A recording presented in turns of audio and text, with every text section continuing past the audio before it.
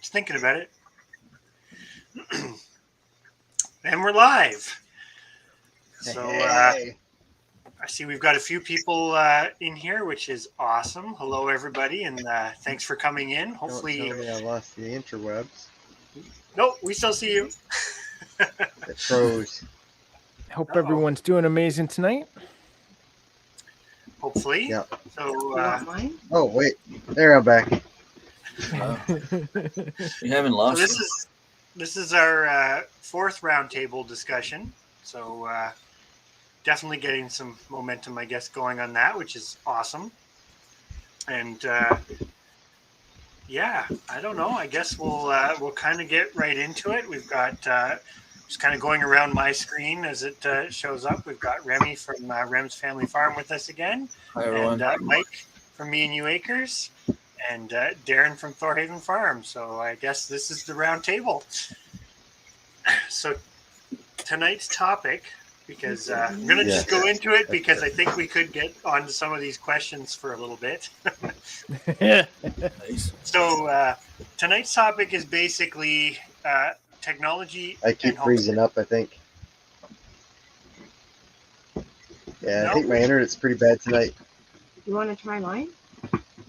So you'll be back in a minute? I could try. I'm back up now. It's interesting because when you say you've got the issues, we can still see and hear you just fine. Yeah. Oh, so it's just I can't see and hear you. Okay. Yeah, it's kind of weird, but because you'd think it would just kind of cut out, but so I don't know. I have no idea. We can roll with it for now, and if it becomes an issue, we can figure something out on your guys' end. So just stop in mid sentence every now and then, and it's kind of crazy. All right. Well, I do that anyways. So all right. So I guess we'll go right into it with question number one. And hopefully you've all had a bit of time to think about these because I'm keeping to the question list.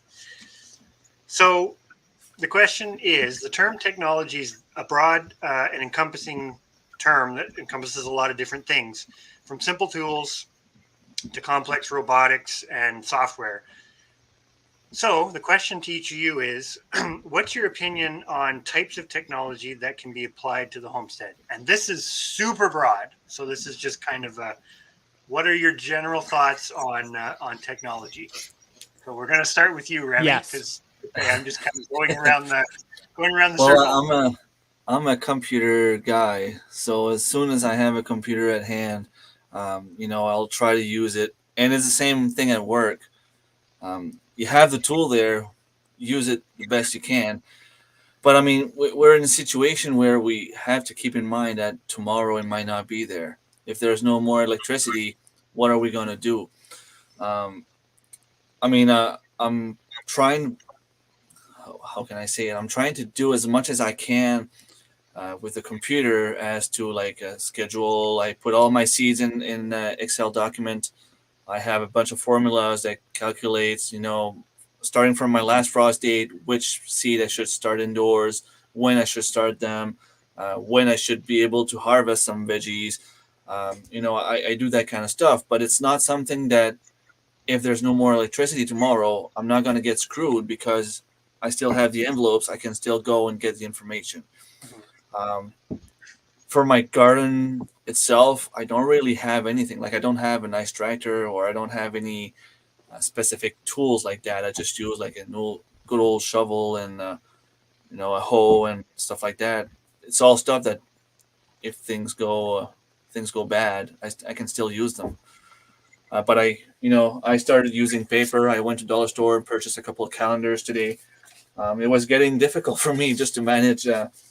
Making sure I didn't forget when my live streams were not only mine, but I mean, I'm a guest here tonight, and I'll be on another live stream next Monday, and it's starting to roll. The ball is starting to roll on all directions, and I have to make sure that I'm ready. And Shed Wars is coming for me, and I know you guys were in Shed Wars last year, but you didn't participate this year, right? So there's a lot of planification that goes on into that. And, I have this big calendar back here that I'm hoping to be able to use. It's all stuff that it's not really technology, but it's tools that are available for us that, I try to use as much as I can. But beside that, I mean, we're all on YouTube. We're all there to learn as much as we can as well. So, I mean, we can't go without talking about computer, I guess. I think you've definitely touched on a lot of really good.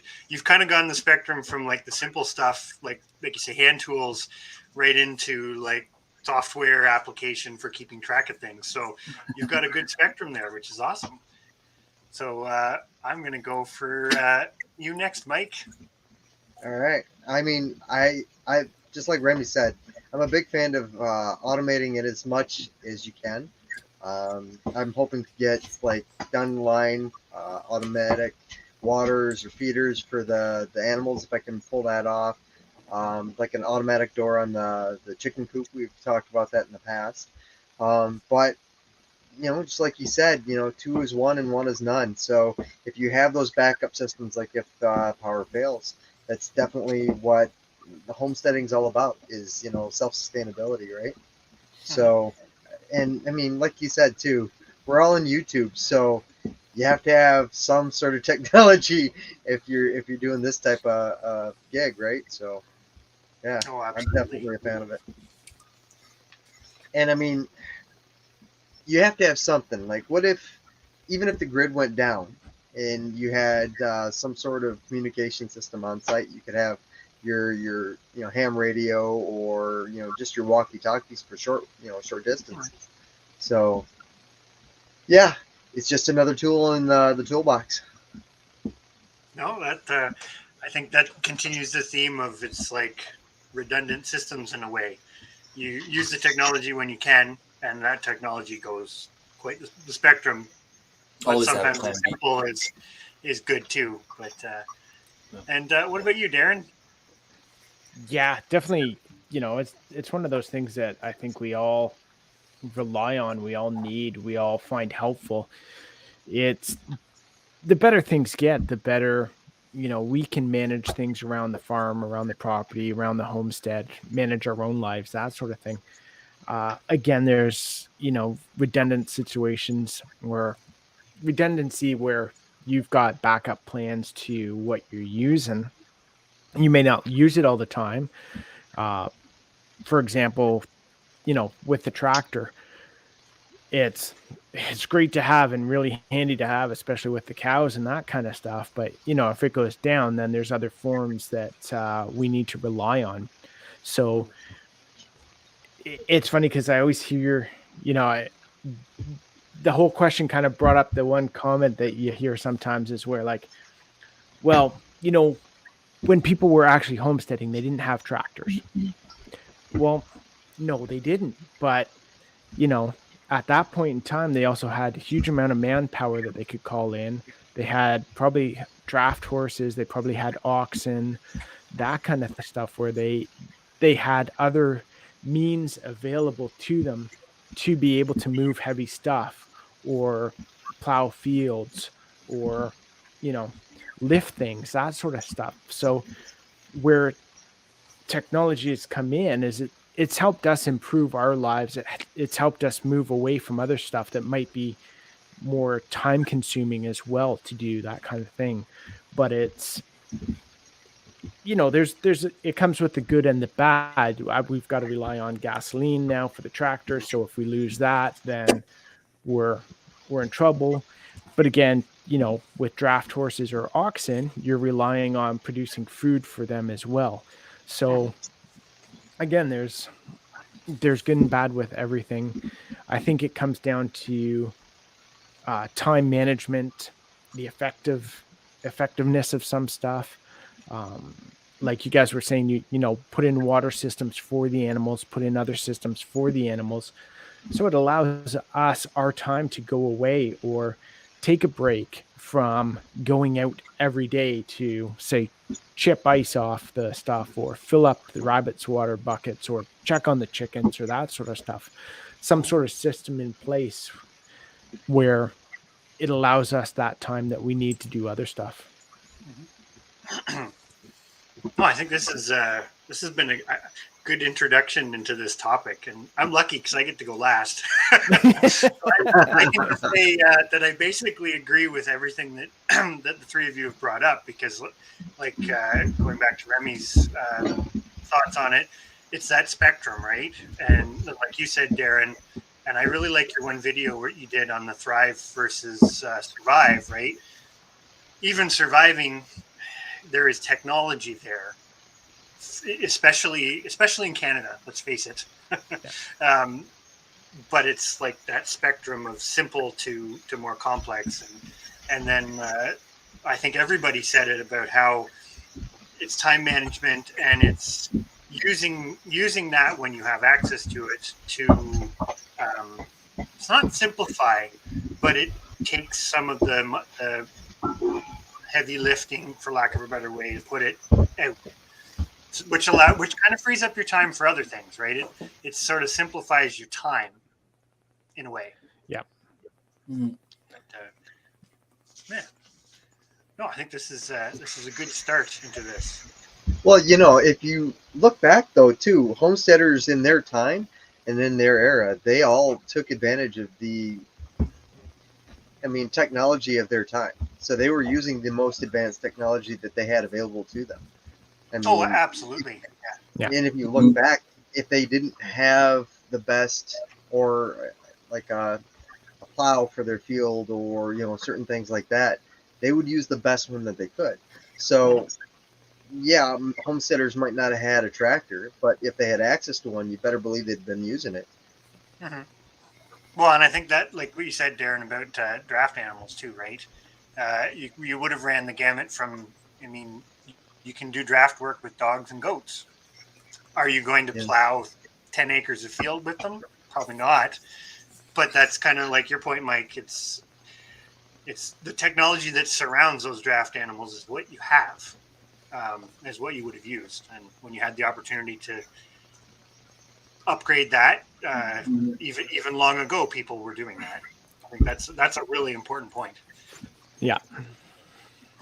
Yeah, exactly. I mean, you look back at some of the old equipment too, and even like the plows and stuff for the old hay machines and that kind of stuff that actually some of them are still in use today. The Amish and that are still using some of the stuff that was like horse drawn and that sort of stuff. So you can kind of see how even the plows evolved, how hay machines evolved, that kind of thing, to introduce better technology. So it continues to grow and increase, and Well, and some things, before we go to the next question, some things too, it's like the plow example. You have a progression over time. The plow does the same job, yeah, but there's slight design modifications, and then bigger draft animals, bigger plows, bigger area you can plow, tractors, and the energy that they provide, and but it's still the same principle. It's just been built upon over generations and years, which is probably a really big reoccurring theme with all this technology. Yeah. And I don't know if I'm jumping into another question, but it's funny how we have a lot of the technology we have now, but a lot of us are trying to move back to basics, move back to other forms that are more the old ways. Well, that definitely feeds into some of the conversation tonight, or where the conversation is likely going to go. So kind of on that note, I guess the second question, which I think we've all kind of touched on a little bit, but maybe everybody's got a few examples. But what are some positives you found in using technology on your homestead? So it could be a specific example, a specific tool. Like I say, we've all touched on this a little bit, but I figure that's another good question. Well, I think that one goes, like, as soon as the technology goes up, our mind goes down. I mean, I remember the first phone number I had when I was 5 years old, living at my parents'. But I mean, I can't even remember my girlfriend's phone number right now. So I had to check on my cell phone and scroll through the phone.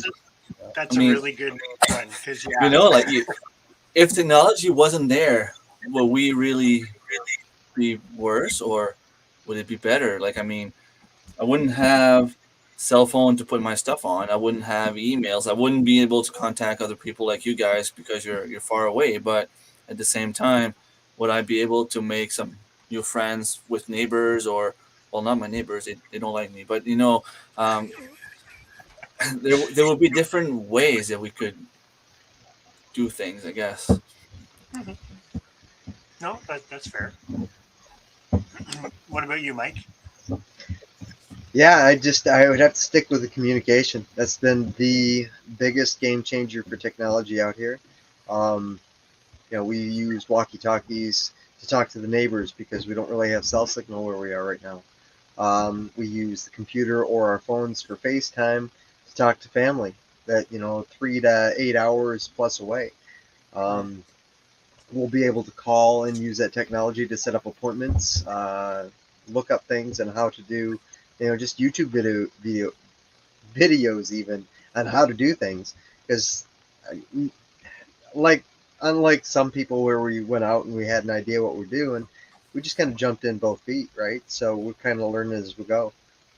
So yeah, definitely technology and information for how to do things and who to call when we messed it up bad enough we need help. I think that's a big one. That information, ability to transfer and find information Yeah. is huge. Is absolutely massive. Um, what about you, Darren? Yeah, the touching on that, the ability to get information that you need is massive for us.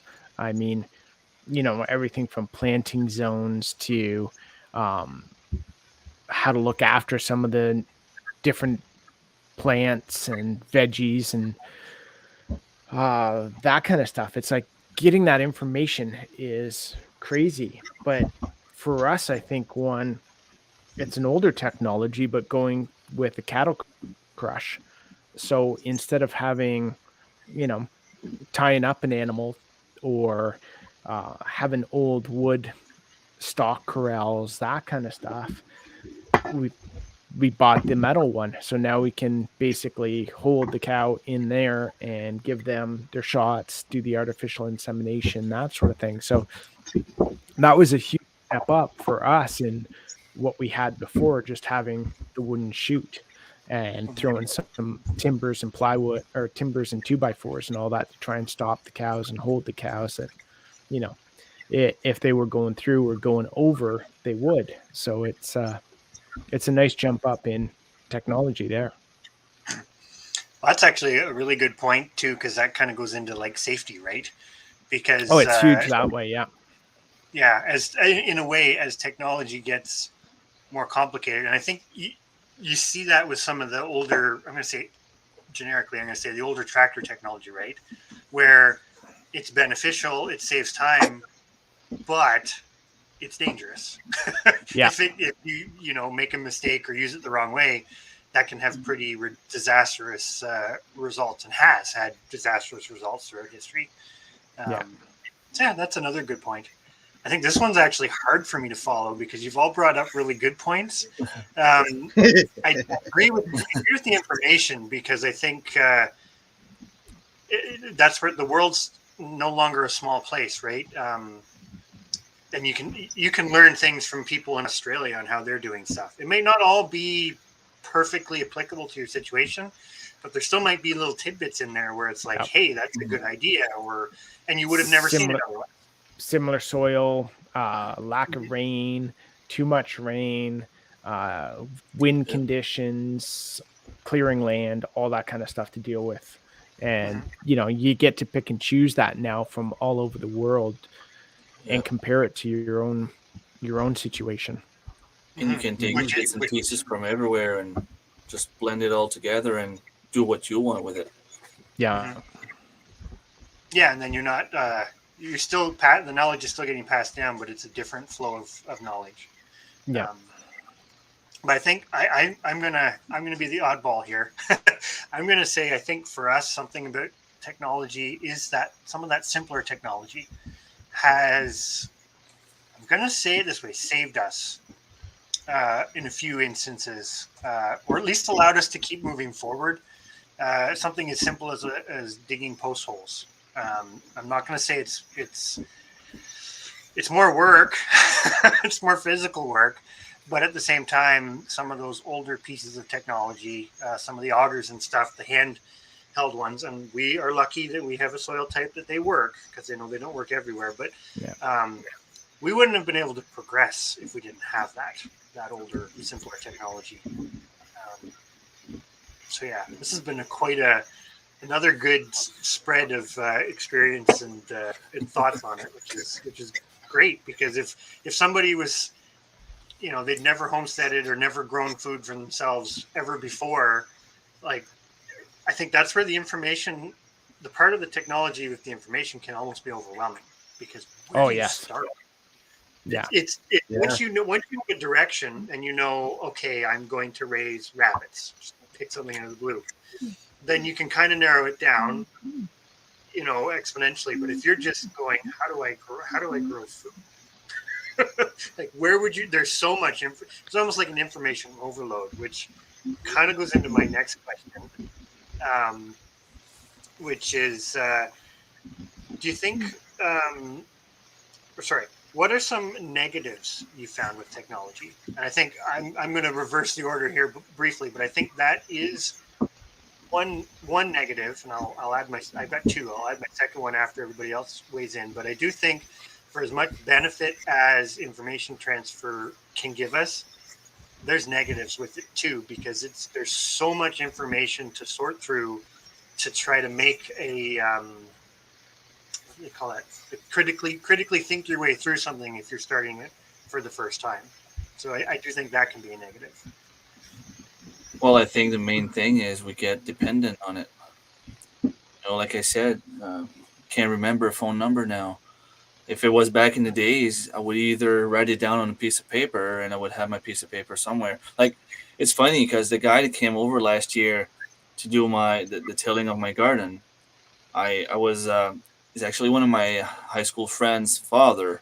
And when he came over, I told him, I looked everywhere for your phone number. I couldn't find it. He said, well, did you look in the phone book? I said, no, but I don't have a phone book. I mean, I looked everywhere online. He said, aha, if you would have looked in a phone book, my phone number is there. But it's crazy, but he was right. I looked after and his phone number was there. But I mean, it's just, we get so dependent from the phones that I couldn't even think about going in the phone book. And that's just a plain stupid way to think, but it is what it is now. I mean, if tomorrow morning we woke up and there was no electricity, I mean, it happened a couple of years back. We were 2 days without electricity here, and the kids were going crazy and we were going crazy. We had nothing to do, and it's like, okay, what do we do now? We ended up going for a drive in the woods and gathering strawberries. But this is what we would be doing if we weren't sitting in front of a computer most of the time. We'd be doing some stuff outside. So I guess the simple answer is we get dependent on the technology, all of the technology, because as soon as it's not there, it feels like we don't know what to do anymore. Mm-hmm. And I think you have a good point too. It sucks us in. It's designed to eat our time. Yeah, that's a great point. I'm going to. Sorry, I'm going to reintroduce that. Remember that little phone directory you had next to your phone? It was a little slide latch on it for all the ABCs. Yeah. I'm going to get that again. Card. Yes, I'm going to put that back into effect in the house when we get the cabin up and going. Because I've constantly, my phone will break or I'll get a new phone and I've lost people's phone numbers and I don't know how to contact them now because it's on, a phone that's 12 years old now and, I can't even turn it on. So, I would say getting consumed by it. Because I don't know how many times I've looked at, I start down the path and I'm like, I'm going to find this information out because I got to get this task done. And then I see something else that kind of catches my attention. I'm like, yeah, I was interested in doing something like that. And next thing I know, I'm on how to raise sheep. And I'm like, I don't want sheep. What's going on here? So I think, I've spent too many hours falling down rabbit holes on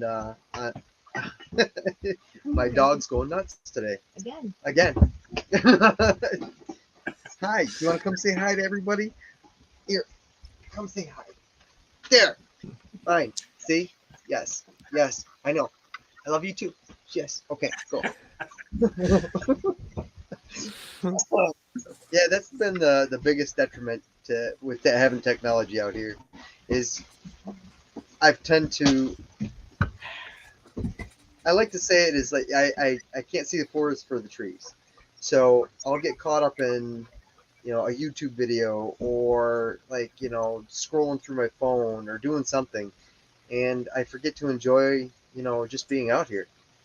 I don't know how many times I've gone outside and I've looked around and I'm like, wow, this is where I live. I used to pay to go to places like this. Yeah. Some forms of technology are definitely designed to eat your time. There is no question about that. But Yeah, I would echo all that as well. It's, you start looking up something and, an hour's gone by or something like that. And you're like, ah. But I think the biggest thing for me is being kind of a gear whore and liking equipment and liking tools and liking stuff. I get caught up in, what else do I need? You know, so I was like, oh, new toy for the tractor, or new little toy for the homestead that'll make my life easier. And I get caught up in, what I should get next for stuff for the cows or for the chickens or that sort of stuff. And I always have to then take a step back and go, okay, what other way can I do this? What other there's got to be something else I can do that's simpler, more cost effective, and that sort of stuff. So I'll go back and reassess different stuff. So, there's times you're like, ooh, that's a nice new shiny gate or something like that. And then it's like, oh no, I can just build that out of wood. Here's the plans. I'll do it like that. So for me, it's always taking that step back and remembering that, I don't need that new shiny toy. I can look at some other way of doing it.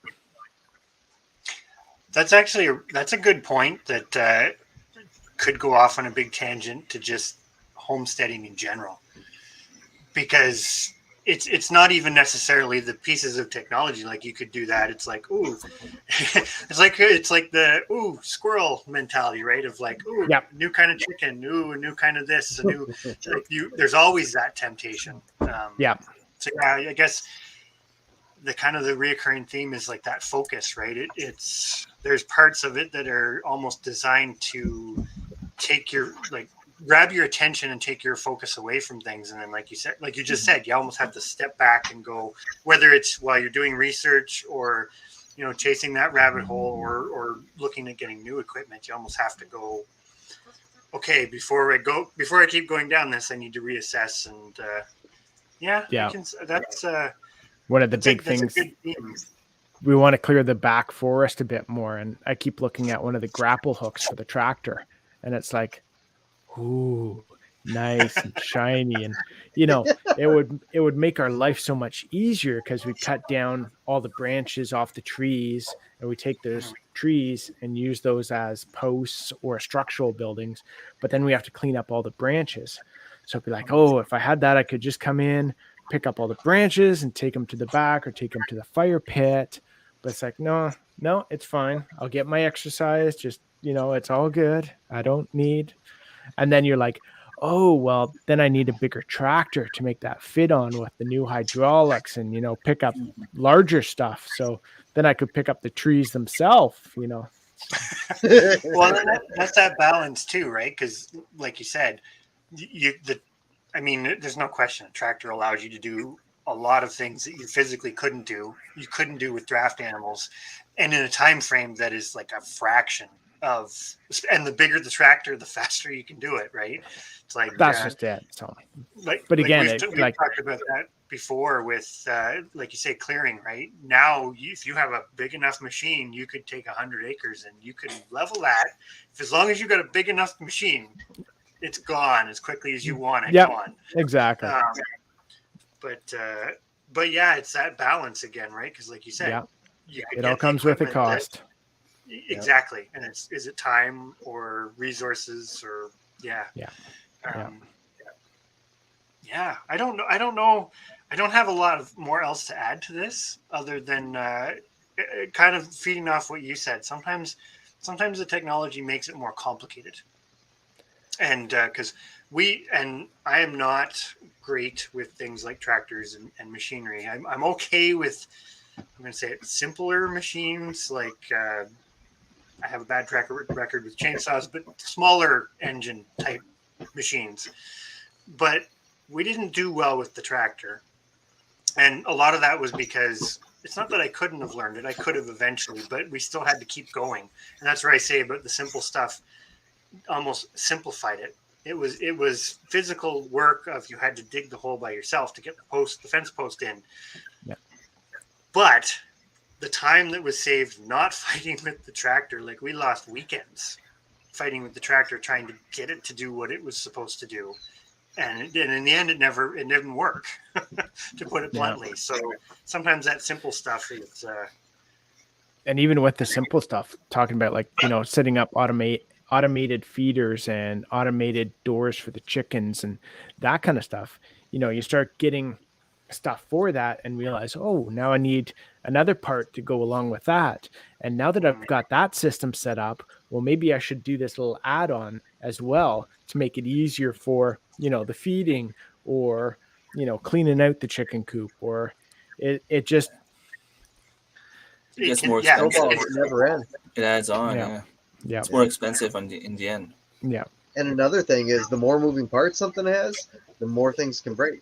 yeah. And then the Yeah, more it very costs true. you to fix it, the more time you're spending on fixing stuff rather than actually getting stuff done. And unless you have the skills or tools to do it yourself, but then Yeah. you still Right. have your time. Yeah. Still have your time. And for us being small scale, I mean, I don't think any of us have a plan to go to a commercial size operation where we're selling the sheep or selling the cows or the chickens and all that to make our living from. So again, you can only scale it up so much where it And you really becomes need. exactly where it kind of becomes, is the cost really worth it? Is it going to pay for itself? Is it going to really help me out that much more? So No, that's an excellent point. This is good. It's generating some interesting discussion. We all have slightly different viewpoints and experiences with it, but there's a lot of common themes. I think somebody could watch this and walk away from it and go, "That's something to think about." It's not Yeah. necessarily that any one point is right or wrong. It's just things to think about. oh, that's just it. And like Mm. for everyone has to assess their own situation. So Mhm. there's, like we've discussed before, what's the ideal size homestead? Well, there's some people on half an acre. There's some people on 100 acres. So again, it's the scale of the operation that really comes into play in your situation, your area. There's so many factors that go into it that one answer isn't right for everyone. There's good guidelines to follow, but not a specific answer that's correct. And I Yeah, guess no, it very comes to the point where you have to decide: do I want to take more time and save money on this, or do I want to do it quickly and put a little bit more money? Because in the end, that's what it comes to. If you put more money, you'll have more technology, do it quicker, but it'll It's be that more expensive. sliding rule, and it applies to so much in life. Do you Yeah. spend time to save money, or do you spend money to save time? Yeah. Yeah, money is almost a substitute for time. It's Yeah. not real, Mhm. not a real substitute for it, but it's when you spend the money, you can No, hypothetically especially do when, that. your girlfriend or wife says, I need some quality time. Well, how about some money instead? Doesn't Yeah, work. it's not a direct. It's not a direct. Not a direct. substitute. No. Oh, that's funny. All right. Well, this will lead really well into the next question, I think. Short question, probably not a short answer to it. But do you think there's never a short, simple answer? We've just proven that there is no short, simple answer because it's all a gray area. Everything in life is gray. um, so the real question: do you think modern technological advances help or hinder small-scale production? Now, before anybody answers, we've kind of touched on it a bit. Um, I guess where am I going with this? I'm not necessarily thinking so much the technology like the internet type part of it. I mean like your actual um, how you produce things on your farm, homestead, like to eat, or the skills associated with that. Is kind of where I'm going with that one.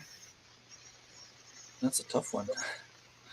Well, it's uh, how can I say it? I guess it like I said, it helps a little bit because we get some help somehow to do things we want to do. But if we compare ourselves to the big scales, I don't think it's really helping because they have the money, they have the fundings, they can do everything they want, do everything faster, cheaper, not necessarily better. Because I mean, it's the same thing as if I cook soup at home. It's not gonna be the same if I do soup for like 50 people in school. You know what I mean? Like the bigger you go, it's not gonna get as much love, and it's not gonna get better.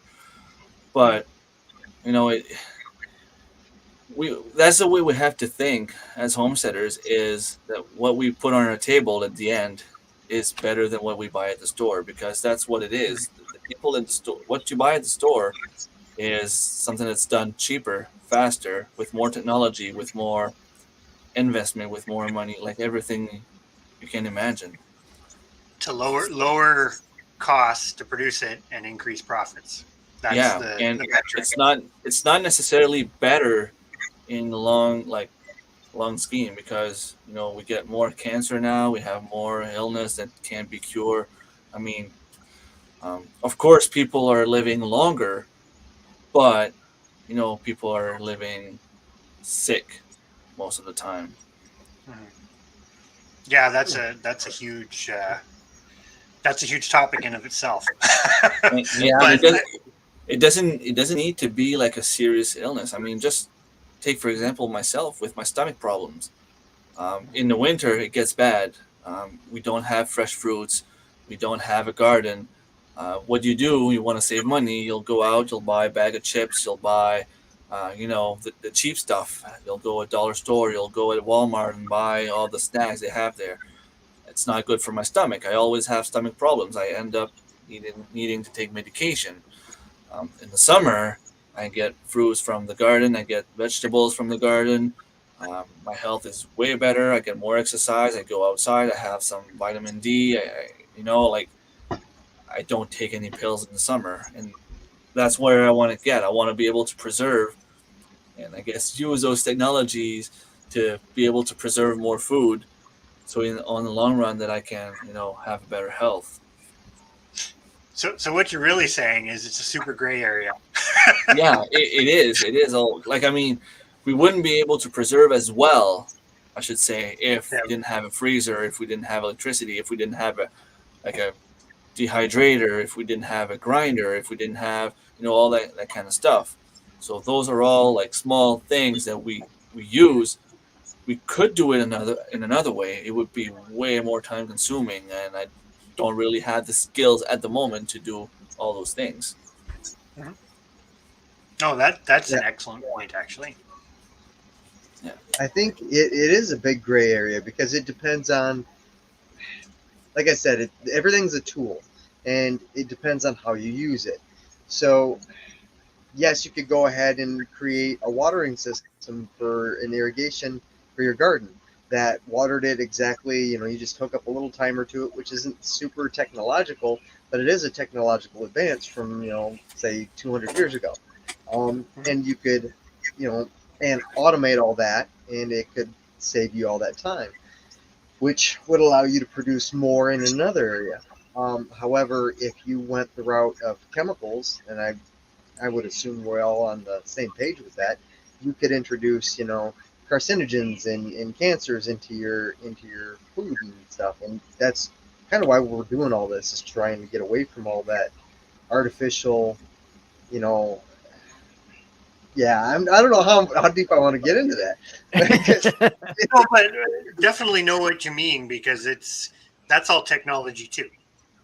Yeah, and it's Right? just In it's its just own. which tools out of the toolkit do you pick? And if you pick the right ones, it'll help you. If you pick the wrong ones, it might not. Mm-hmm. Hmm. Yeah, that's a So good point. And what's yeah, right for me might not be right for you. And exactly. so, There's like a comfort My level with it. my dad used to deal with some Amish back home, and I'd have conversations with them all the time because it's their basic beliefs that it's a negative thing, having all this technology and all these advances. And I keep saying, well, yeah, but if you go back 2,000 years before that, they didn't have a lot of the stuff you do now, like those contraptions you have that the horse-drawn plow and stuff like that. You know, 2,000 to 3,000 years ago, that didn't exist, and if it did, it was much less advanced. The metal or metallurgy back then wasn't even as advanced as it is today. I don't know. I spent Mhm. like 45 minutes today researching tomahawks because I wanted a new hatchet for out in the woods. So, like, I went down a whole metallurgy class basically because you want 1080 steel versus stainless steel, and there are all these different balances. So yeah, no, technology is what you make it. That's Mhm. that's my opinion on it.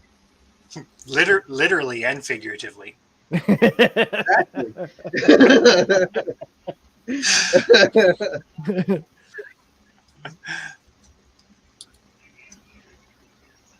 And what about you, Darren? Well, I think technology is great, but I think one of the hindrance that y'all probably noticed that you haven't even realized is space. Mhm. So Oh yes. you to get dehydrating, to get preserving, to get canning, to get freezing. As we progress through that and start preserving our food, start growing more of our own food, start processing more of our own food, we end up grabbing more supplies, more technologies. We buy the dehydrator, we get, that kind of stuff. And now we got to start finding spots for it. It's Mhm. one of those that, you know, with all these new things comes more space required to house them. Um, we started canning. Well, now you got to find a spot for your canner. Now you got to find a spot for all your jars. Now you got to, it's, but I think even looking back, people before had multiple outbuildings. Mhm. So the house might not be huge, but you have multiple outbuildings, or you had a house attached to your barn with multiple kind of outbuildings coming off it. So you had a spot right by your house for your firewood. You had a spot where you were drying food or preserving food. You had a summer kitchen and a winter kitchen. So it's like all these different aspects where we're changing some of that technology and changing some of the advances we've made, but space is still the big issue. I think that will be the big I think issue of the issue.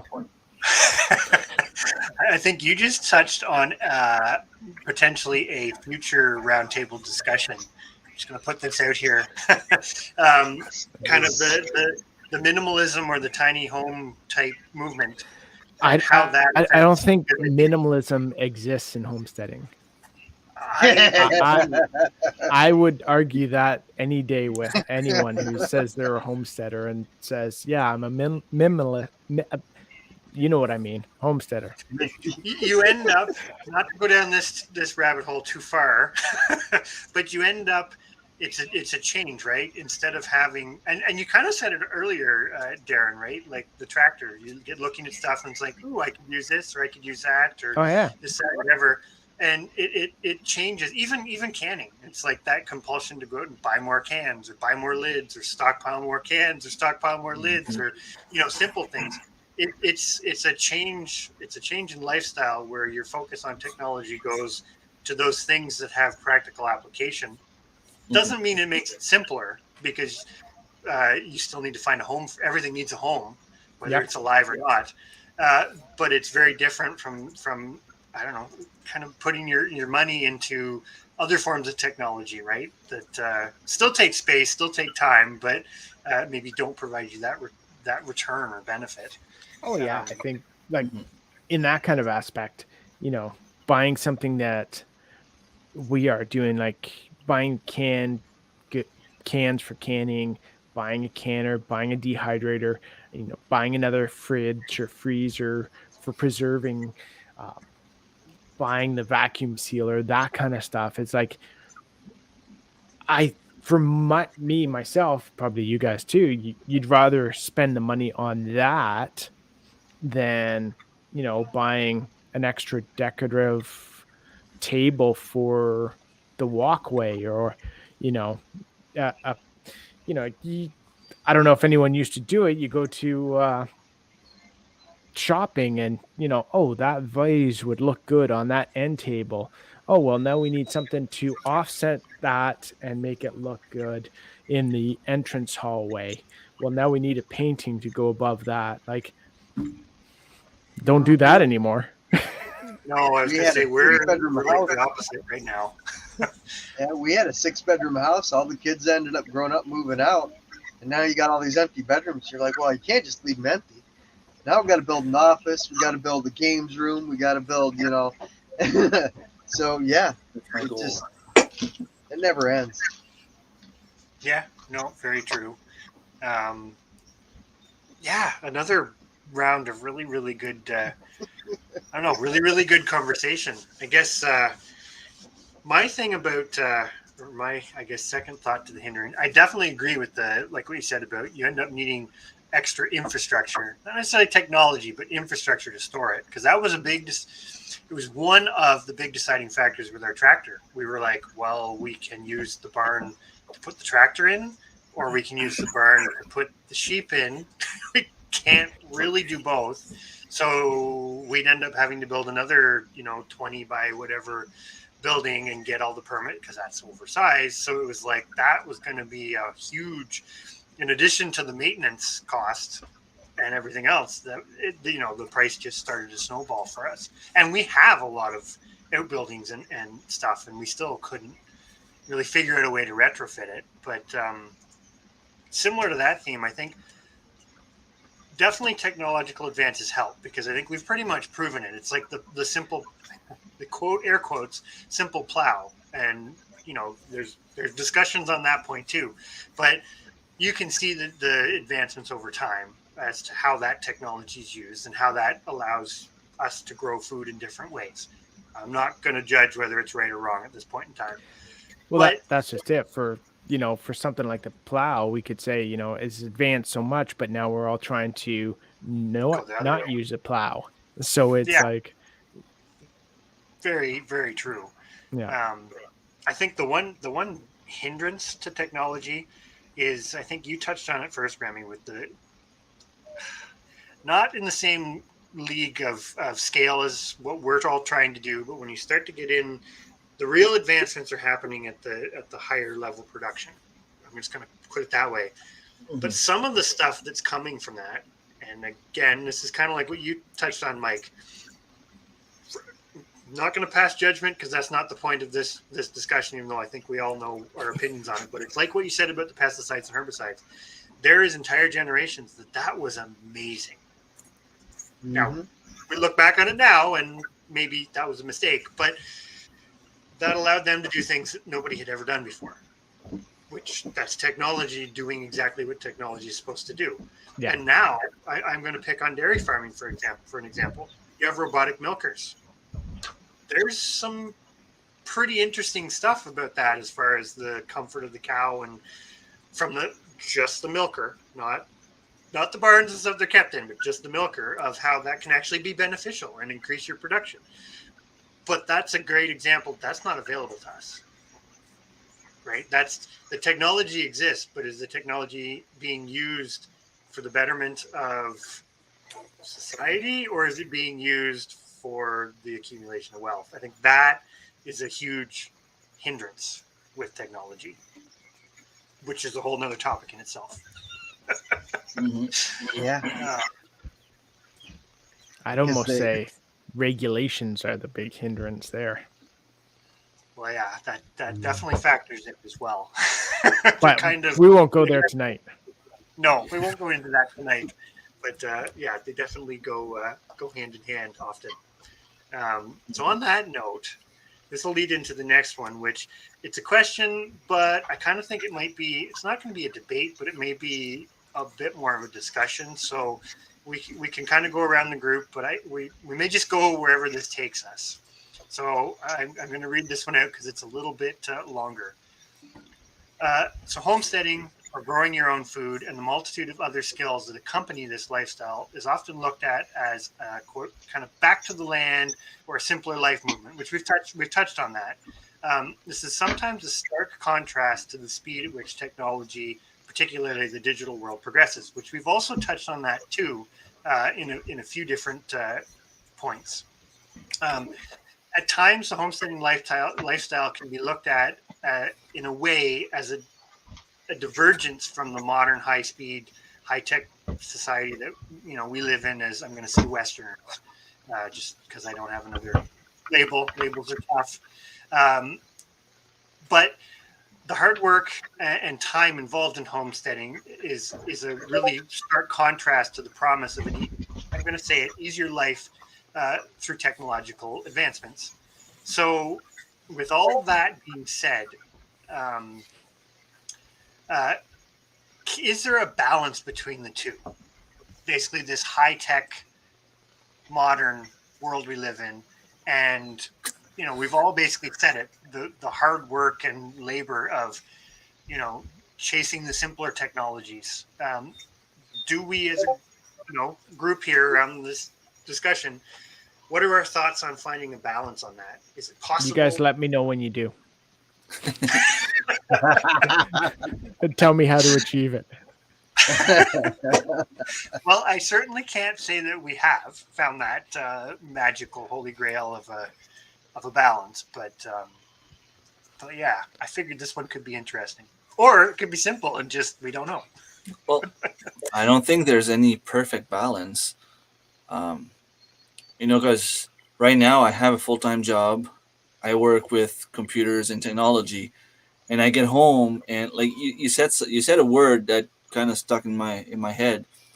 You said something about speed, the way that everything is, going fast now. To me, the homesteading part of my life is to slow things down. And I go to work. It's production, production, production. We have to produce as much as we can. We have to, you know, standards, blah blah blah, go on, and then you get home, and I mean, it's almost the same thing. Kids have to go to school. They have to perform. They have to do this. They have to do that. They have to be ready for a working market when they get older. They have to go to university, college, or whatever. And this is what society wants our kids to do. But then when you start homesteading, you realize that you can actually slow things down. Take your time. Of course, you want to grow your food, and you have to hurry up to get things ready and stuff like that. But it's not the same thing. I don't feel the same pressure. To me, going in my garden is slowing things down. Taking my time, going outside, relaxed. It's totally different story from work to being home. But talking about balance, the hardest part, especially in the winter, is to find something to do that involves the whole family, because there's not only the technology and the homesteading, there's a bunch of stuff that we have to try to stay, you know, um, balanced. And like, we have a family, we have, I still want to go and learn from you guys and from some other people online. I still want to improve my baggage. Um, and it's just a matter of finding the perfect balance to do all those things. I don't think I didn't find it the right way to do it yet. It's very complicated, I guess, because like I said, there's so many things, and as soon as you think, okay, well, I have it now, I'm perfectly balanced, then you realize, oh well, there's something going on at school. My son's not doing so well. So you have to put everything aside and focus on your kid. And then, everything else just starts falling apart, and you just struggle with everything. And it's just, I don't think it's really possible at all. You just try to do your best with what you have at the moment where you're at the moment. Like, I don't know if you get what I'm trying to say, but I'd say it kind of equates to watching our YouTube analytics. I don't even have time to do that. You know what, Remy? I think you said it best. Like there may not be such a thing as balance. And we had 4 kids, so I mean, I know you can relate to this. Like life seems to be like barely controlled chaos, and you're constantly reaching out, trying to like pull things back in that are getting out of hand, and trying to contain it as best you can. And then every now and then, you sit down and you just take a moment and you center yourself again, so that you can get back up and start reaching and grabbing all that stuff that's going chaotic in your life again. And that was I think you really nailed it right there with that. Is absolutely. Yeah. And we moved out here to try and get away from the city because the city was only adding to that chaos. The city's just got so much going on so fast, like you said, and it's just there's too much to keep up, and it's eventually your brain just overloads. Just like a computer, like there's just too much information flowing through. And my little AMD 350 ain't handling all this, on T1 trunk here, so it's just not handling it all. So I had to go out, catch a little bit of serenity, just to kind of bring myself back down to not being crazy. Yeah, I think both of you nailed it there. It's like, I don't think there is, I think I don't think there's a balance. You have to constantly adjust depending on what's happening.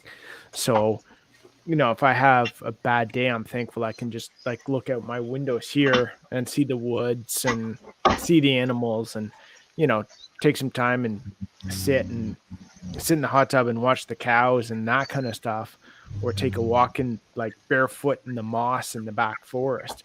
So I think it's when you have situations where you're feeling overwhelmed, that's when you need to basically readjust. So I think it's like you guys said, it's always that constant readjustment and getting back, almost shutting the brain off after it's been working too hard. So that's something I have a hard time with. It never quite shuts off, but yeah, exactly. Yeah, I'm thankful I have the windows here. I can just kind of look out and see what I can do. But you touched on something there. What's that? Okay, so I majored when I was in college. I majored in biochemistry, and it really stuck with me. Something I learned ages and ages ago. So there's this theory that because of our nervous systems are all electrical energy, and anything that has electricity in it needs to eventually ground out to achieve equilibrium. And in doing so, more with all this modern technology, we've developed shoes and concrete and everything else. So we've taken the grounding out of things, and so that they've they've even built now grounding mats that you're supposed to put on your bed so that you can ground yourself out at night and kind of calm your system down. But walking on the grass or walking in the moss barefoot would typically do that. And so the problem with homesteading and doing that is all the chicken poop everywhere. Yeah. It's not the chicken, it's the dog. But yeah, taking that time it makes a huge difference. Yeah. I think that's about the best balance you can find in life, is if you take those moments and you just kind of find your zen out in the middle of the woods, or even in your backyard or your front yard, walking on the grass. I used to do that back in the city. I'd walk in the front yard and barefoot, Some of my neighbors would look at me like I was nuts. Maybe I was this homeless guy that came to visit or something. But that was my peace. To me, when I find peace, I think it's when I can do all of it together, being nature, be back to basic skills, be with the family. When I told the kids I was gonna be on Shed Wars, I told my daughter, I said, you know what that means? She looked at me and she's like, what? I said that means whenever we have nothing to do, not that it's gonna happen every night because we're gonna be busy all summer, but whenever we have time off, we're gonna go fishing. She looked at me and she was all happy, like, really? We're gonna go fishing? Like, yes. We can spend time as a family. We can go to the beach. We can go next to a lake, next to a river. It's harder next to a stream or river because of all the mosquitoes. But if we go next to the beach, like to the beach, we can fish there and spend a whole night there as a family, have some fun, and bring in food. So to me, this is the best way to connect with everything at once.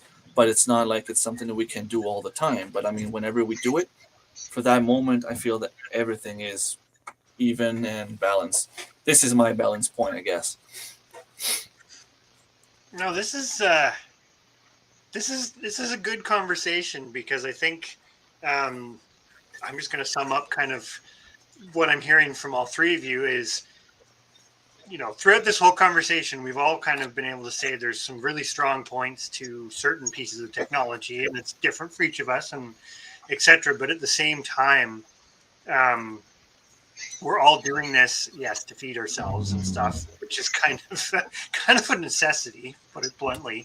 But um, it kind of, I forget which one of you said it, but it forces you to slow down. Yes, you might have more to do when you've got to start all your seedlings or plant something out or make all your tomatoes into something, but it's still in the space of a year, it still forces you to slow down because you can't speed it up anymore. There really is, you could argue this, but there's no technology that exists to actually speed it up. You can grow more in a year, you can build greenhouses, you can season extension, you can do all this stuff, but it still takes X amount of time to grow a tomato or X amount of time to get Once you put that chicken seed or in the ground, no matter how hard you stare at it, it's still going to. Oh, and you can breed for things to be faster, etc. But that all is a slow process. yeah. It's not a hey, look, I just invented a new iPhone. Oh, we got another one that's coming out next month. It's brand new again, and that kind of speed. Because I don't think I'm going to say a generic statement here, but I don't feel like homesteading per se, and this is super generic, but because it is that sort of trying to get back to a bit of a slower lifestyle. I'm just going to say it that way. Um, we're not really marketed anything as a group of people. Granted, we're very spread out and we're kind of a minority in some ways. We're not really marketed those high speed technologies. Like you're shying away from them, except for those of us who are doing things like YouTube Yeah, exactly. and Yeah. other type of social media type things. Which Yeah, I think that's where a lot of my trying to find my balance comes in is, you know, trying to do that and be creative and put out content and that kind of thing without getting overwhelmed. Mhm.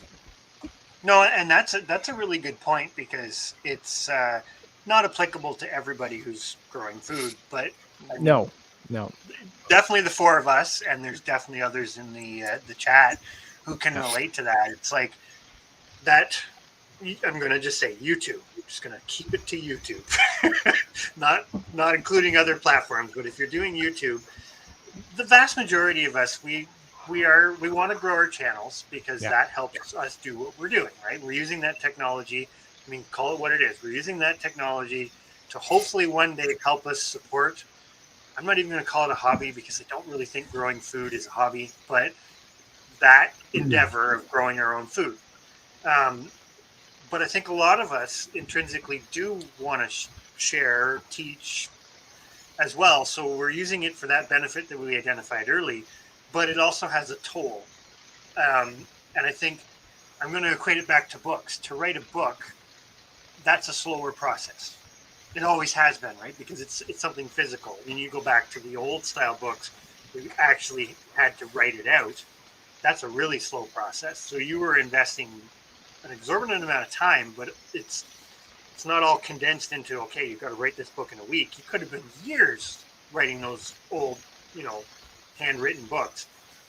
When we introduce computers and typewriters and stuff, we can speed it up, but we still had a process that took time. And that's the one with YouTube and these kind of technologies, it almost puts that speed back into it. Yeah. Right? Because, kind of You're reconnecting. But the speed up almost comes from that in a way. It's almost like you're plugging back in. Yeah. Why did I do that? Yeah, you're plugging back in. I moved to Quebec. I got an amazing job now, amazing woman, got the homestead. My stress level went from like 100 to 0, and then I started doing YouTube. Oh, Aaron's telling us that he's out.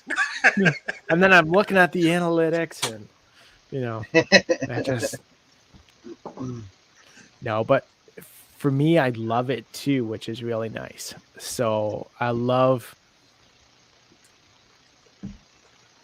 presenting it, trying to make it better, trying to improve it, trying to make people laugh, trying to entertain, maybe throw in some good tips in there every now and again. But it's I think it's not as stressful as I make it out to be. It gives me a lot back as well. So Well, and maybe there is some balance there because you're doing, like, by the very nature. Sorry, I got to move a cat off the table. By the very nature of I'm going to call it homesteading, but growing food. I almost like that term better because homesteading does have connotations where it's like really the basis is growing food, and producing things that allow you to be more sustainable or self-sufficient in whatever capacity that is. But where was I going with that thought? Yeah, by the very nature of what we're all doing, I mean, all three of you basically said like it's a good decompression time, even though there are guaranteed to be moments that make your blood boil and give you stress and all those other things. The very activity that we're all in tends to do the opposite of that. Most of the exactly. Yep. So I know for me that's one thing I've talked about a lot. It's like for people who are content creators in this type of genre, it's like some of what you're showing or what you're doing, because I find that side of the technology there's a little less stress if you're just kind of showing what you're doing. It's a good point there too, because that technology almost forces me to slow down, because it forces me to get outside, take a look around at what's happening. I'm walking in with the cows, the chickens. It's forcing me to do that. It's forcing me to go for a walk through the woods. It's actually, as much as it's like, okay, here's what I want to do, and here's how I want to get this video done. It's like, okay, guess what? You're going outside for a walk. You're going out to pet the cows. It's like, oh yeah, okay. And lately we've been talking about how our kids, the next generation, are gonna forget. Like they seem to forget about the basics. This is what we're talking about a little bit. Technology is taking over, and what if we were the middle generation to turn things around again by doing what we're doing now, by doing YouTube videos, by doing conversation, by doing everything we're doing. I'm hoping that I can teach some stuff to my kids that when they get older, they want to go back to basics and then teach their kids and, see us doing what we do now and, go back. That's I was thinking about this earlier in the conversation, and I kept quiet, which is unusual for me. But I kept my mouth shut for a minute because I kind of wanted to see if it came around to this again. But I think you have a really good point because, well, we talk about this even going back to, I'm going to say it, like our great grandparents. So we're all, we're not the same age, but we're not that far from each other, right? You So youngins. you think about, I'm not the youngest. I don't have that title anymore. But if you think about it, you go back to like our great grandparents and where they when they were born, right? And we're going back to draft animals and what we've almost talked about is kind of simpler, gray area there, but simpler technologies because like a lot of this stuff didn't exist Earlier when they were technologies. born. Yeah, exactly. Then our parents, or no, our grandparents. Sorry, maybe I'm not going back to great grandparents. Maybe I'm going back to. Anyways, you can get what you can get where We I'm know going. what you with mean. this. You go back a couple generations, and you actually do get because like Remy said, people live longer. We're just getting to that point, and this is kind of depressing, but we've almost lost everybody that grew up there. There's a few people around, but most of them are like 80, 90 or above, right? And that's almost lost. And those are people that grew up, they saw it in action, but they also saw the benefits of the technology take over. But then you kind of had that middle ground because the next generation didn't see the old way, so to speak, or the old way. And I'm going to totally paraphrase something that keeps coming up. Do you tangent? Do any of you use the TubeBuddy app for figuring out like or something similar? It confused me. Okay, well, we do use it, and it'll suggest like keywords or whatever to put in, right? And one of the ones that keeps coming up is really good for us is homesteading the hard way. And I want to do a video to talk about it because it's like, are we really doing it the hard way? But that almost epitomizes, I think, what there's that generation there that totally looks at it. It's like, I was thinking about this today. There are people out there that are like, why would you raise chicken? You just buy it. It's easier. Well, it's easier until you can't. That's the answer. And it's not better. Well, not even getting into that discussion, but if you just had the discussion of why would you bother if you can buy it, right? Yeah. Well, as long as you can buy it, that's great. But when you can't buy it, then what do you do?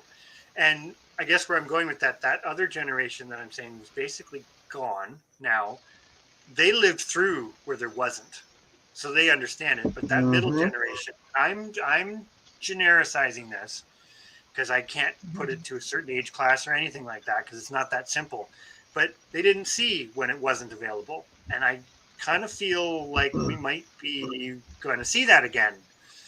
Hopefully I'm wrong, but I think that's a great point what you said, Remy, because our kids, the youngest generations, again, don't put an age bracket on that, but the younger folks right now, they've really grown up sheltered from it because in a lot of cases, like I think all of us, there was people in our families that may have done it to some degree, but not the same as that old way where it's like, that's what you did to survive. It was kind of like, yeah, they might've had a garden, they might've whatever, but that wasn't, most people didn't experience that. And now you have whole generations that they've never experienced that. And because certain technologies want to grab your attention, you're at this point where I think you're right. You're at a tipping point. It could go that things like what we're doing set that younger generation off to a good start of like, hey, we actually, we may Hopefully not become mainstream again. Yeah, and we may not benefit the most from the technology. They may benefit if it goes the right direction, or it could go the other direction and just end in. It's funny. I kind of want to take a step back for a minute on something you said where, people look at what we're doing as possibly harder. And if I give it some thought, I don't think it is that much harder at all. So, for Different. example, it's different. And I think it's where we spend our time and how we spend our time and how we spend our money. So, you take, for example, I'll just compare myself to my sister or my brother. But, how often they have to go to the grocery store, how much time they spend in a grocery store getting food, buying food, finding food that they want. You know, when we get up in the morning, we pull something out of the freezer for dinner that night. It's as simple as that.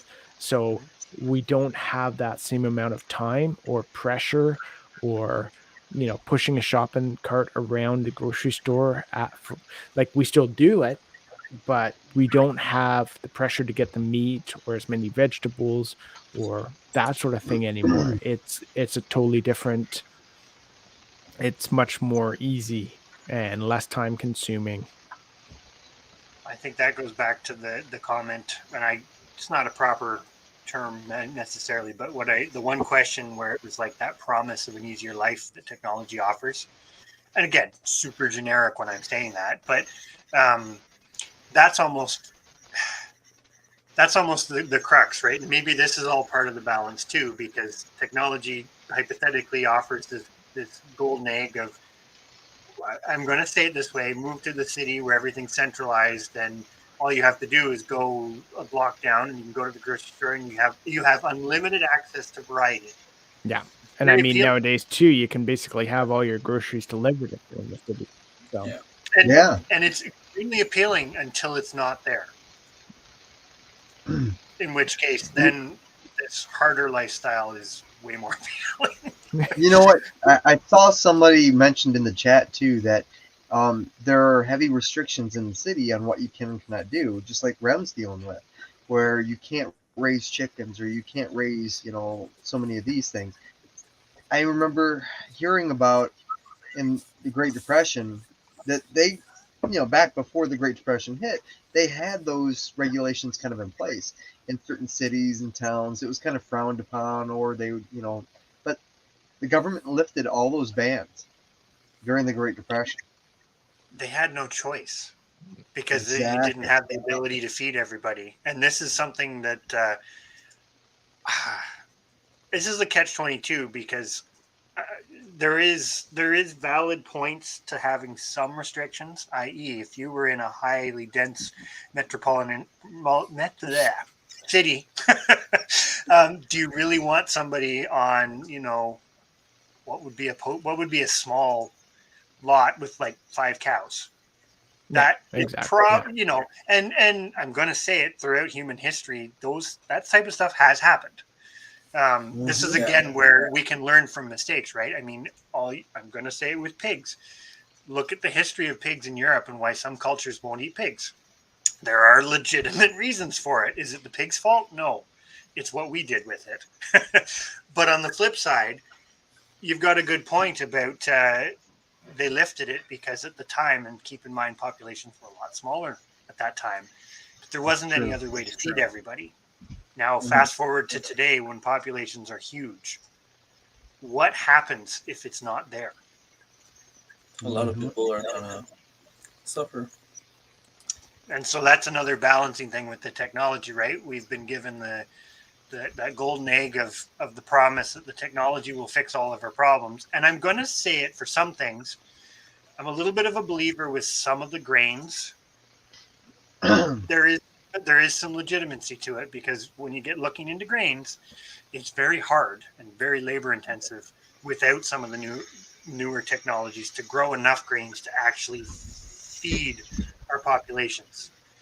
But when you get into some of the other stuff like tomatoes, and I bang my head against the wall all the time with the tomato thing. It's like that is the most accessible vegetable. You can be 100% sustainable, and you don't even have to invest money because you can probably get seeds from somebody in a seed swap, and you can keep it going forever. But yet, Mhm. that's not even using technology. That's just a little bit of knowledge, and the knowledge is out there. Yeah. Like, and people just aren't using it, so it's not being used to its full Oh, potential. there's a desire as well to do it. True. Yeah. I'd say it's could even be more complacency. I've seen a lot in a lot of like,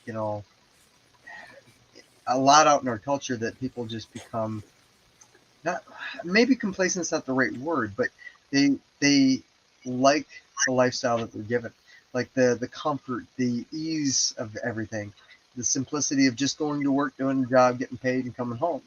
You know what I mean? And then pulling that dinner out of the freezer. And you know, so and that's why we always said this lifestyle maybe isn't for everybody. Because I know a buddy of mine personally that he is city through and through, and I couldn't see him even kind of come and visiting me. But I mean, that's the lifestyle he loves. That's the lifestyle he likes to lead. So My brother's the same. He's in downtown Toronto, and he loves the variety that, he could go to a different restaurant every night of the week for a month and not eat the same thing. mhm. Great. That's fine, but Yeah. That Yeah. I think hopefully somebody's remembering some of these, but I think that's another potential roundtable talk is variety. We could go off on a big tangent on that, but variety it still applies to our homesteads, right? Because we've kind of talked about it with technology. There's many different ways you can do things. Yeah. There's variety there, right? From tractors to hand tools to draft animals to whatever. But you also have variety of, all the different varieties of vegetables you could grow, or all the different kinds of chickens, and we should keep that one as a topic, because I think a lot of these things bleed into one another, and that's where everything gets super great. Yeah. Because a lot of what we're getting into, and I'm glad we've gone into this sort of open discussion, because a lot of this stuff, it's centered around technology, but technology is not necessarily the problem. It's more like the symptom. Do you have any more questions? No, that was Okay. All right. kind of my last big one. Nothing I like figured being that put was on the spot, huh? For me, I'd say technology itself is good. Well, not even good. It's there's no good or bad with technology. It's humans that use technology, good or bad. So it's just there. It can be used for good or can be used for bad. But um, I think with some of the stuff, uh, don't take this the wrong way, but I think some scientists get too focused on one thing, and you know they get tunnel vision rather than seeing the big picture, and then what we get out of some of that technology is not good. I do not take any offense to that at all, because I actually, on a whole different matter of biodiversity and kind of that variety and type stuff, as it relates to, I'm going to say, items that feed us or animals that feed us. In my time, and in a way, that's technology too, right? Because virtually, not all, but virtually all varieties of crops and fruits and vegetables and even animals have been significantly modified by us over time. Some of them have been over very vast, like your Highland cows, for example. They're not exactly as their ancestors were, but they also have been modified very slowly over a long period of time, right? Yeah, To be compared to very like our divergent. Chanticleers, which which even we're then like, you what? could argue it's slow compared to like the White Rock broiler crosses, right? Like you have this gamut, but right.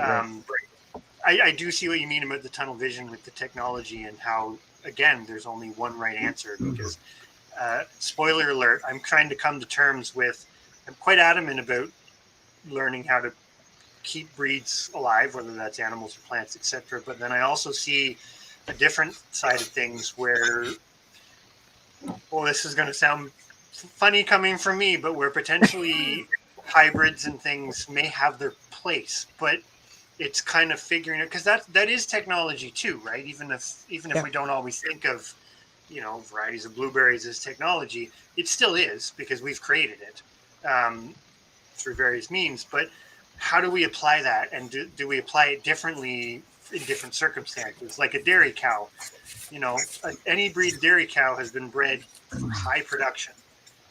But if that's not natural for a cow doesn't. That's not healthy for the cow, probably in the grand scheme of the cow being the cow had to fend for itself.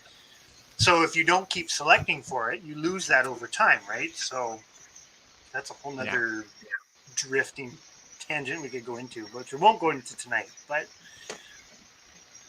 Well, there was two things I wanted to touch on. One, Darren was saying technology isn't good or bad, and I mean, I said it's a tool. So depending on how you use the tool, it's either good or bad. A hammer can create things or can be used as a weapon. Even Oppenheimer, who was researching atomic energy, he was solely dedicated to ushering in a new era of freer energy and a better thing. And then he had to quote that line, and now I have become death, the ender of worlds. So it's how the tool is applied and how the tool is used.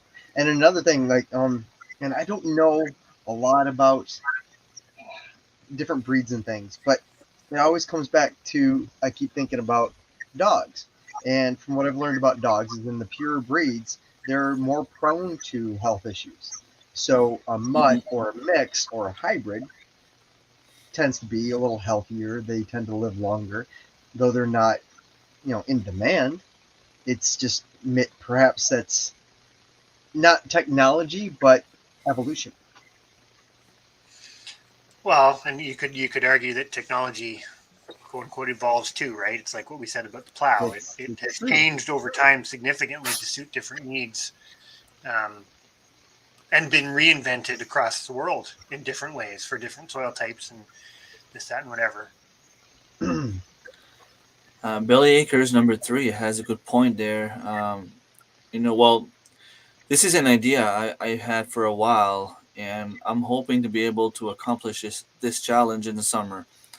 I would really like, I know it's not possible for the kids, and I'm not going to involve the kids in this or the girlfriend in this, but just for myself, I would like to spend a month without buying anything from the store to eat, just for food.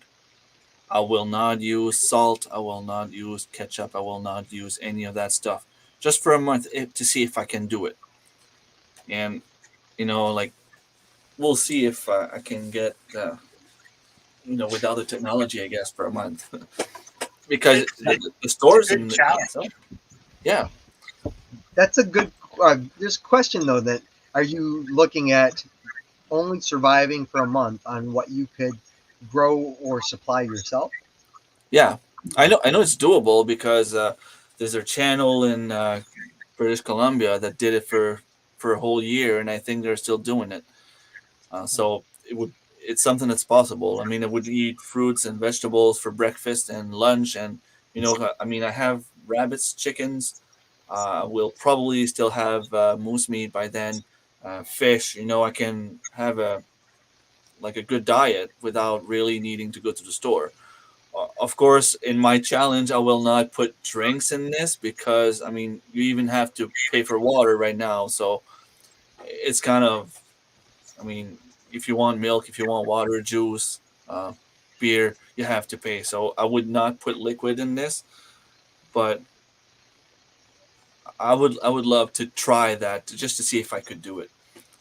I would wonder if that would affect your health because of the salt content.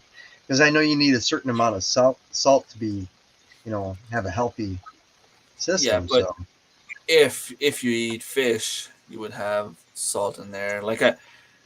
You can cook clams using seawater. It would still have salt. I think you're both touching on an interesting point with this too, because I think it really ends up, because I can't think of the name of the channel, but I know the channel you mean that did it for the year, and they were in coastal BC where they had, I'm going to say, relatively favorable climate and access to the ocean. So where you are, and I think this is where the challenge would be very hard, right? Because where you are would severely affect that, as to what's available. Like for And the you to time of just, the year also. yes, yeah, exactly. Because that's one thing we find with we grow a lot of our own food, to put it kind of bluntly. And there is still the worst time that we find, which is contrary to what most people think. Everybody's like, oh, spring, it's amazing, it's great. Spring sucks. The reason why, nothing's growing yet. You're almost out of food that you stored from the previous year, and you aren't really going to see much. And I know there's ways to fix that, but if you just grew with what you have, where we are, you're not going to see a lot of return until at least end of June, Yeah. probably July. So you're like April, May, and June. You can't always go out and find a lot of things that are edible at that time either, right? Because that's not the natural cycle. So it's tough if you're not thinking in the whole year cycle. Which Yeah, kind of we've goes been back to this point, yeah. trying to do that because we were able to put away so much meat and veggies and that kind of stuff. But it's for us, myself anyway, too. It was trying to get away from stuff that wasn't available around our area. So, we'd buy the necessities, salt, butter, that kind of stuff, but we wouldn't be buying bananas as much or, pineapples as much or avocados, stuff that wasn't kind of within the general region for us. So we were trying to cut back on that kind of stuff just to cut out the transportation costs, cut out travel time, that sort of thing. So, And but that still feeds into technology too, right? Because to get those things, um, Yeah. that's technology.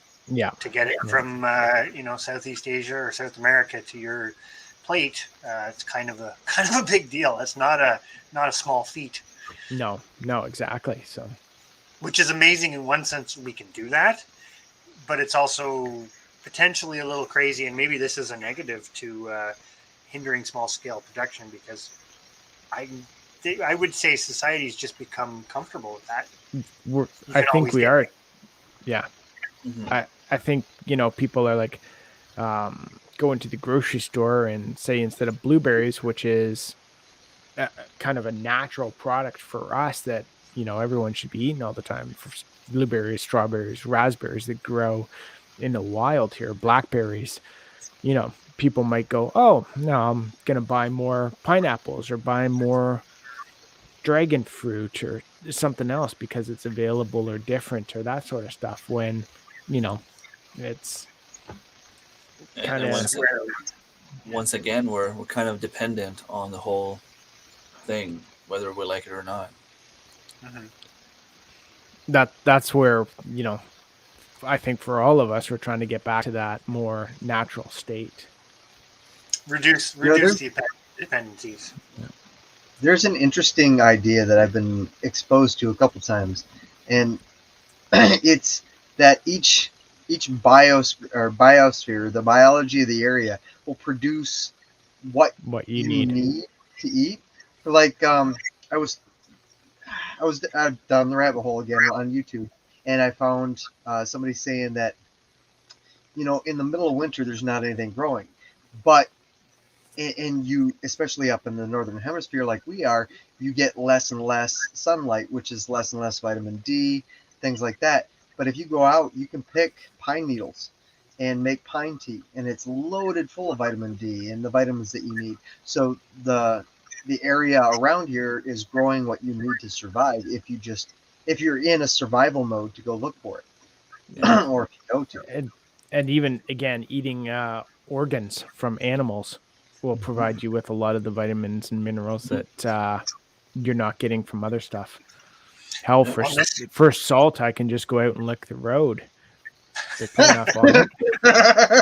Not sure we'd recommend that to anybody, but um, but that's a really good point again to kind of bring it back to technology and the themes we've sort of talked about is like what you just said there. Turning pine needles into tea, that's still technically using very, very simple, but it's still using technology because it's different than just eating it, hand to Right. mouth. Um, but it's also skill sets and information that kind of, I'm not gonna say they're lost, but most of us don't have, but you can access them through technology if you know what you're looking for. So it's like in our move to slow down, which we all are kind of doing at the same time, we can mine that that technology for information, which is, we've already said, is a no-brainer. But it's, this is kind of conversation that's bringing all the pieces we've talked about together, I guess. And one of the best, well, one of the easy way to see the way technology can bring you from being here to here is by, if you watch TV shows like Alaska Last Frontier, where at the first season they barely had nothing. They started filming, they were doing everything by hand. Now I think they're at season 10. They made tons of money and they have four-wheelers and a bunch of stuff, and you can see that they grow, like everything grew around them, like it's crazy. They don't have the same thing, the things they were doing at first. So you can see them starting from here and getting money and buying stuff, and eventually they're up here. Of course they still live off grid, but they have the technology, they have the money to buy the stuff, and they buy everything they need for the way they want to live. Like a homesteader who didn't have a tractor and now they can afford a tractor, so they use a tractor. Yeah. But that's a good point, right? Because that's another part. And again, I like this because we've talked about all of this, and then this part is just bringing all these pieces together. But it's like, if you were, and I know we're not all just starting out because we've all done it for various lengths of time, but if you're just starting out and you don't have anything, are you going to invest in some of those more expensive technologies? Probably not, to be quite frank about it, unless you happen to have extra money laying around from some other, right? That is the big jump starter, is being able to take that from somewhere else and apply it to it. Because I think there's even there's a saying that goes to farming. It's like, if you want to start with if you want to make money farming, you have to start with a lot of money. Oh, that's in horses. If you want to make $1 million with horses, start with 2 million. Yeah. That line. So what you guys are saying is we all need to have 100,000 subscribers come in tonight, watching all our videos, and we'll be all right. We'd be good to go. Nothing would change for me. Bridget would be able to stop working possibly, but no, I'd keep working. I'd keep doing everything I'm doing the same. So that's all good that way. That's great that you love your job that much. Yeah. That's great. I was just going to say, that's almost, in a way, without going into specifics, it's very much sounds like to on some of the bigger things, you've already found the balance. I've really found that balance, which is nice. So now I just got to figure out this aspect of it. Yeah.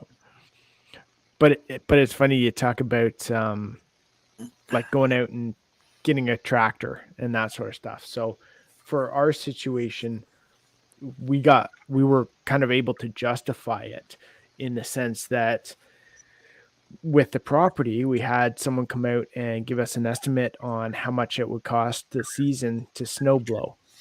So it was $2,500 to snow blow the driveways. And it was like, oh, okay. Well, how much is a tractor going to be? $5,000 a year? Okay, well, half the cost right there we can save just doing the driveway. And then if we're going to get cows, well, that'll be able to move round bales. We'll be able to put in post holes. We'll be able to level the driveway. So it's one of those that, again, with everything, I think you have to find something that does balance for you, that's effective for you, that is multi-purpose for you to make it efficient, make it effective. Well, I think that's an excellent point about kind of coming up with that rationale and justification. And it's more than just technology; it's literally everything. You know what? Belly Acres just put a really cool question in the chat there. Yeah, that's what I was looking at. What would each of us do if an EMP hit the grid? And there Well, was you no wouldn't get to enjoy any more of our videos, that's for sure. You better like and share, subscribe now. You might not. Just saying. Yeah. That's it. I think for myself, it'd definitely be interesting. There are ways that we could probably still manage. It would be tough. But again, I think, my job might be, call my boss. Yeah, I'm not coming into work today because, we Yeah. can't really do anything until you figure out a new system. So,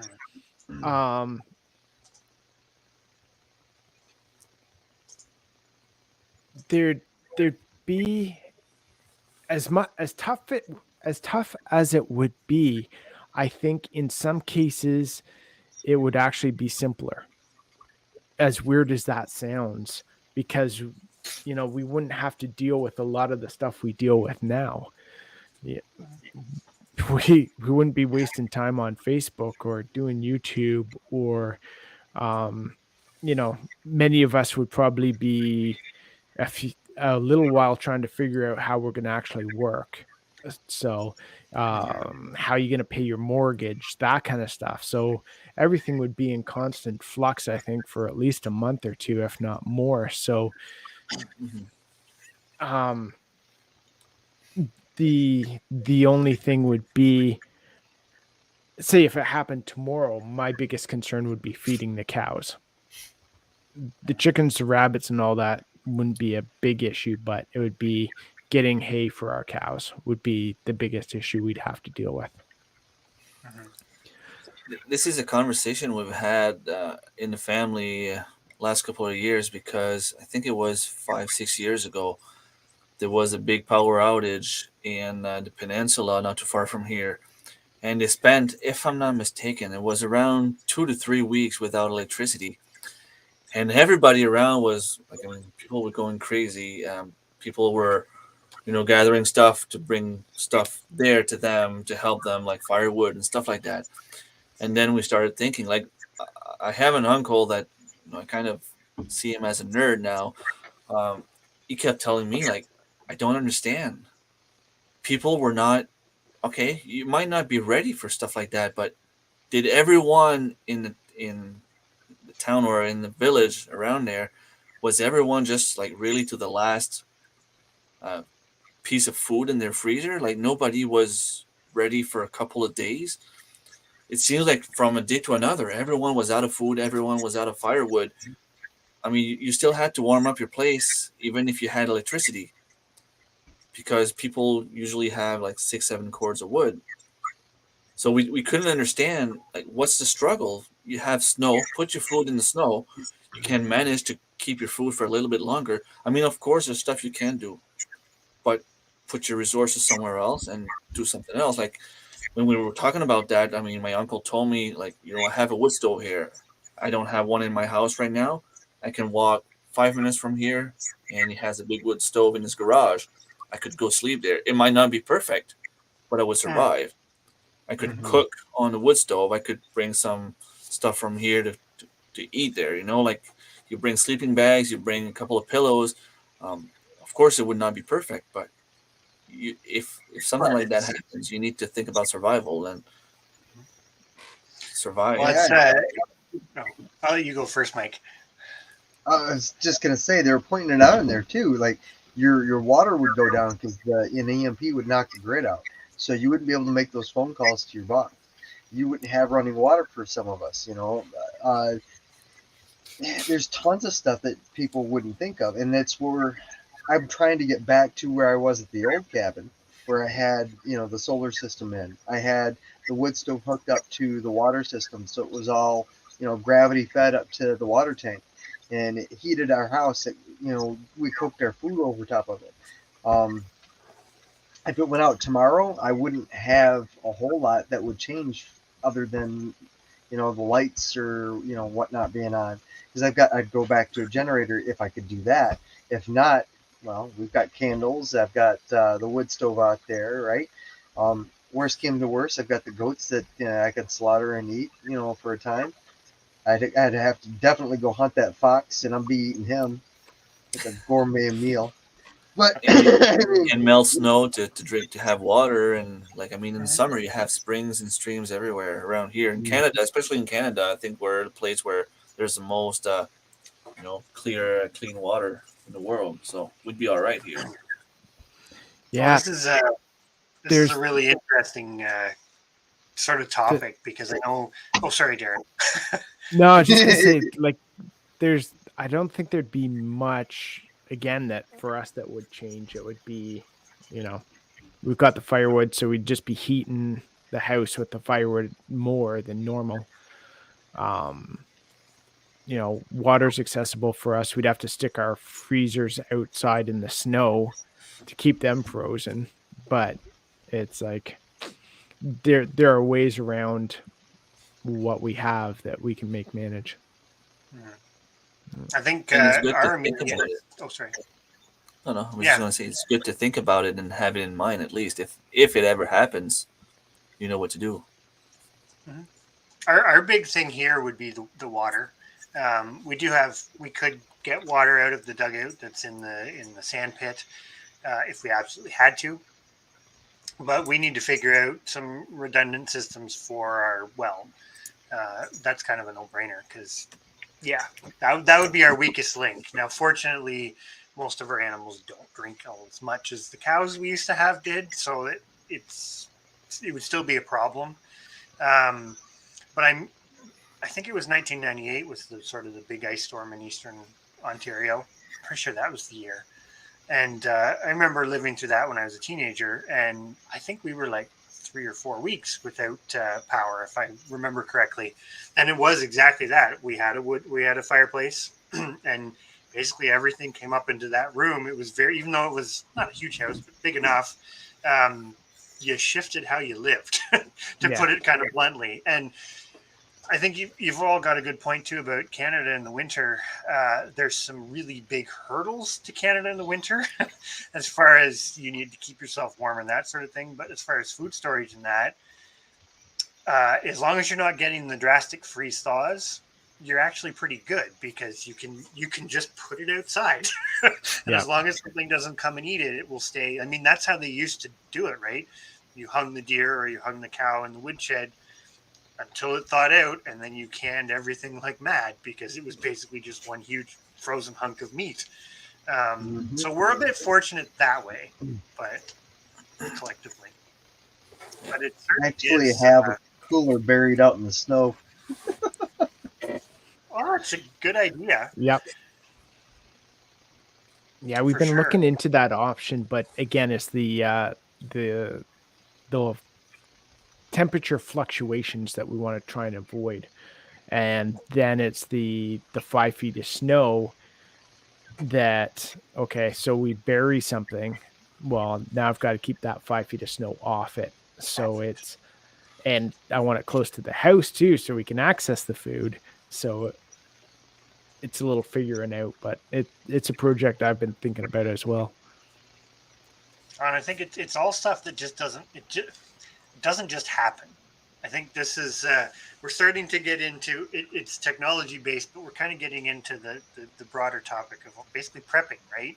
You are preparing for events that may never happen, but at the same time, we kind of all have had experiences where they have happened. Yeah. Maybe not forever, but at least temporarily. And yeah, it doesn't happen quick, and I think that's a big part that feeds into technology and just doing this in general is it's a slow and steady race, and you just try to do as much as you can and keep working at it. If you ever stop, I think that came up too about like you're constantly trying to you never stop assessing, right? So you never stop there is no finish line. No, exactly. And for us, there's other priorities that have so far up to this point taken precedent over something like an EMP, nuclear explosion, solar flare, something that would be a total grid down scenario.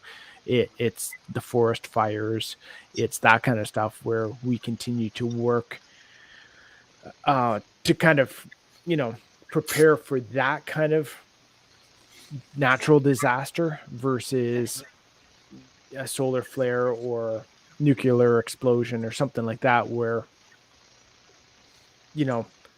there's no real timing per se, where we're pretty sure we could have a forest fire at some point before that. So it's getting the priorities that for what we see as the danger for us anyway. Mhm. No, and that's completely fair, because I mean, from seeing your property, I can totally understand that you're in an area where it's not a question of will it, it's a question of probably when. At some point, yeah. No, this has been I don't know, this has been good. I think we'll probably wind this down, but I think I don't know. As per always, we've generated some really interesting discussion thoughts. I find it quite fascinating that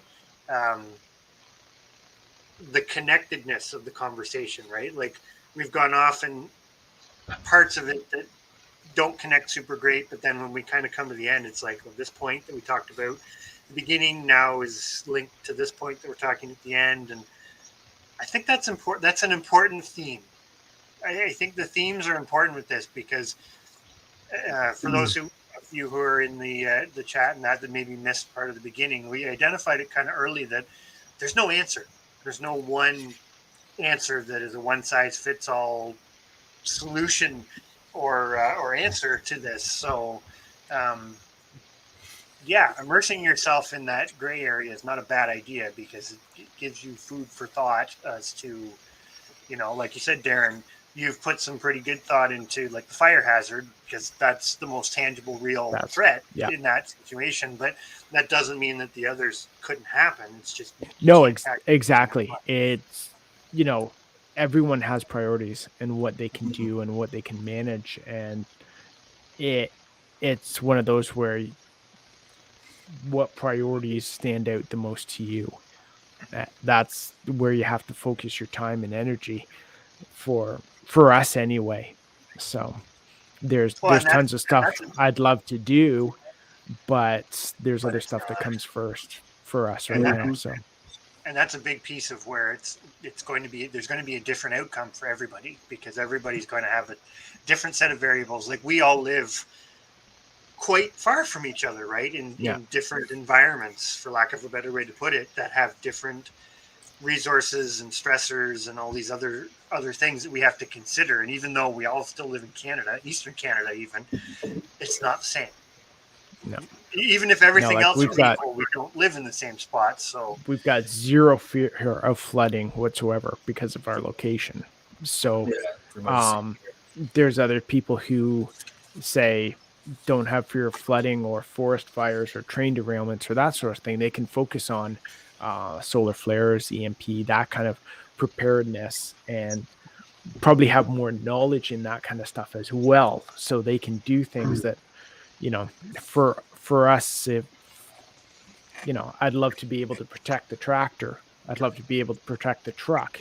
I'd love to be able to protect so the list goes on of like how big in that kind of situation, what I can protect or what I can do. And that goes back to the technology too of the thrive or survive, right? It's like what you said about the tractor. In some situations, the tractor may not be available anymore. You may still physically have it, but you can't operate it, and that's just a nice garage ornament. Push it out. I guess you can push it. Yeah, exactly. But it's funny talking about that, because I've been looking at like older trucks and that kind of stuff where I want to get something that is basically older school, so it's EMP proof. But again, it's like trying to find something that's workable condition, I can afford, and actually meets my needs. So Well, that's like us, and we're not there yet at all. Yeah. But we would like to. That's why we bought the two ponies, which doesn't probably sound like it's going to amount to much, but they can do a lot of work at the scale we need it. But you require skill sets and training and repetition of training with them to get them to do it, and equipment, right? And that equipment is not all like it's that same thing. You end up in the same paradigm where you've got to collect, the more you want to do with them, just like the tractor, the more stuff you need to store it, you need to edit, you need to be able to fix it, so it's like a whole nother can of worms we'd like to explore. Not sure it's gonna. Yep. We think we can do it at the basic level, but we'll see. Yeah. And you need another outbuilding for storage for it, because you can't leave that stuff out and it'll start rusting and then it becomes useless. But you spent so much money on it, you're going to need it in the future. Yeah, Oh, exactly. Yeah. Then you're that guy with a V8 in your bathtub.